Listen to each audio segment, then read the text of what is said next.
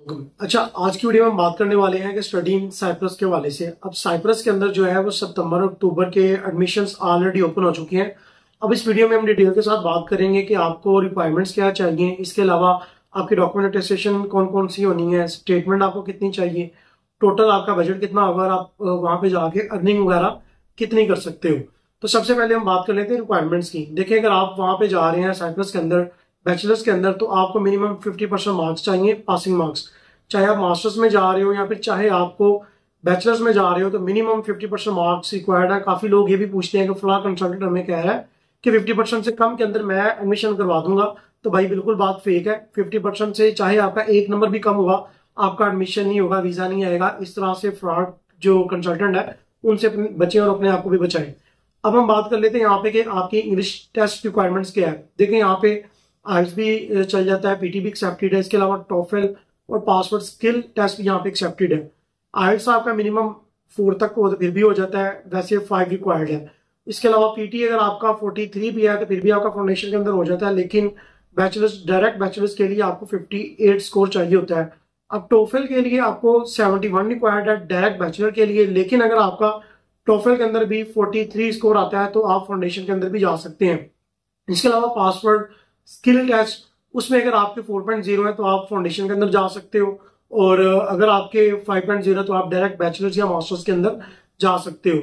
अब ये हमारी बात हो गई। अब हम बात कर लेते हैं यहाँ पे आपकी डॉक्यूमेंट टेस्टेशन के हवाले से। देखिए, डॉक्यूमेंट टेस्टेशन में आपकी डिग्रीज, इसके अलावा आपका पासपोर्ट, इसके अलावा आपकी अगर स्टेटमेंट आपके अपने नाम पे है तो आपका एफआरसी की जरूरत नहीं पड़ेगी। लेकिन अगर आपकी स्टेटमेंट आपके फादर या मदर के नाम पे है तो आपको एफआरसी भी टेस्ट करवानी होगी।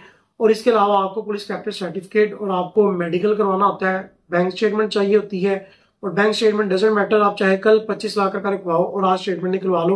और इसके अलावा अकाउंट मेंटेनेंस लेटर, ये आपको 7 से 8 डॉक्यूमेंट चाहिए होते हैं। अब जो डिग्रीज हैं ये आपने सबसे पहले रेलिवेंट बोर्ड आईबीसीसी, उसके बाद मूफा, और देन उसके बाद आप इसको कराची कॉन्सुलेट से टेस्ट करवा सकते हो।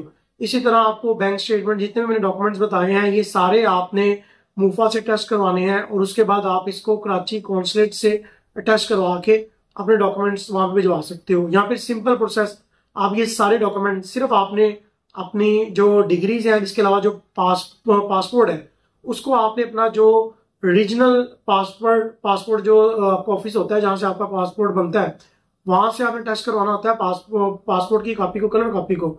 और इसके अलावा आपकी जो डिग्रीज है उसको आपने रेलिवेंट बोर्ड और आईबीबीसी से टेस्ट करवाना होता है। और उसके बाद ये सारे डॉक्यूमेंट्स आप डायरेक्ट अपोस्टल भी करवा सकते हो। आप दूसरे चक्कर में नहीं जाते। अगर आपने फास्ट काम करवाना है तो आप सारे डॉक्यूमेंट, सिर्फ आपने पासपोर्ट को अपने रीजनल पासपोर्ट के ऑफिस से टेस्ट करवाना है, और उसके बाद आपने अपने पासपोर्ट और डिग्रीज जो है, डिग्रीज को अपने रेलिवेंट बोर्ड और आईबीसीसी, और अगर आप मास्टर्स में जा रहे हो तो आपने एचईसी से टेस्ट करवाना है। उसके बाद आप इनको सारे डॉक्यूमेंट्स को, जो 7-8 डॉक्यूमेंट्स मैंने बताए हैं, आप डायरेक्ट अपोस्टल कराओ, आपका काम भी जल्दी हो जाएगा, लेकिन इसमें आपके पैसे थोड़े ज्यादा लगेंगे। अब ये चीज हो गई। इसके बाद हम बात कर लेते हैं स्टेटमेंट की। जैसे मैंने स्टेटमेंट आपको पहले बताई है कि 25 लाख की स्टेटमेंट चाहिए।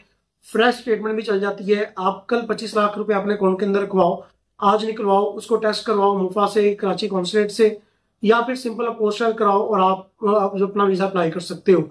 अब इसके बाद हम बात कर लेते हैं टोटल बजट की। देखिए, टोटल बजट अगर आप बैचलर्स के अंदर जा रहे हो या फिर फाउंडेशन के अंदर जा रहे हो तो आपका टोटल बजट यहाँ पे लगेगा 17 से 18 लाख रुपया। और अगर आप जा रहे हो मास्टर्स के अंदर तो आपका टोटल बजट 22 से 23 लाख रुपया लगेगा। और बैचलर और फाउंडेशन की सेम ही आपकी टोटल जो है ना बजट आ जाता है 17-18 लाख रुपया।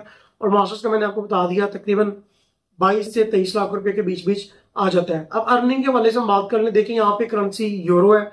आप यहाँ पे जाके मिनिमम भी 12 से 1300 यूरो, जो स्टूडेंट्स यहाँ पे ऑलरेडी जा चुके हैं 12 से 1300 यूरो कमा रहे हैं। इसके अलावा जो डिलीवरी वगैरह कर रहे हैं वो 15 से 2-2 हजार यूरो भी कमा रहे हैं। और एक और गुड न्यूज ये भी है कि कहा यह जा रहा है कि कंफर्म है 2026 तक साइप्रस भी सेंजन के अंदर आ जाएगा।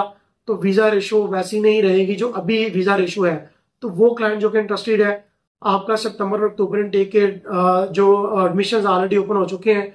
एक टेस्टेशन का प्रोसेस थोड़ा सा लेंथी है, तो जो भी इंटरेस्टेड हो भाई जल्द से जल्द, जितनी जल्दी आप अपना प्रोसेस कराओगे तो आप उतनी जल्दी वहां पे जा सकते हो। अभी यहाँ से 3 से 5 माह पूरे प्रोसेस के अंदर लग रहे हैं। तो अगेन मैं उन क्लाइंट्स को, उन स्टूडेंट्स को जो इंटरेस्टेड है एज सुन एज पॉसिबल आप अपना प्रोसेस कराओ ताकि आपका जल्दी हर चीज हो सके और आप एज सुन एज पॉसिबल वहां पे अपनी क्लास स्टार्ट होने से पहले वहां पे जा सको। हमारे ऑलरेडी पहले भी स्टूडेंट जा चुके हैं फैब्रिक इनटेक के अंदर, और आप में से कोई भी इंटरेस्टेड हो नीचे नंबर आ रहा होगा, या फिर आप हमारे बायो से हमारा व्हाट्सएप नंबर लेके हमें कॉन्टैक्ट कर सकते हो या हमारा ऑफिस विजिट कर सकते हो, हमारे थ्रू अपना वीजा प्रोसेस करवा सकते हो। तो वीडियो अगर अच्छी मिली है लगती हो तो भाई वीडियो को लाजमी शेयर कीजिएगा। अगर आप हमारे चैनल पे नए आए हैं तो चैनल को फॉलो और पेज को लाइक वगैरह लाजमी कर लीजिएगा। अगर आप यूट्यूब या हमें टिकटॉक पे देख रहे हो तो वहां पे भी आप हमें फॉलो और सब्सक्राइब लाजमी कर लीजिएगा।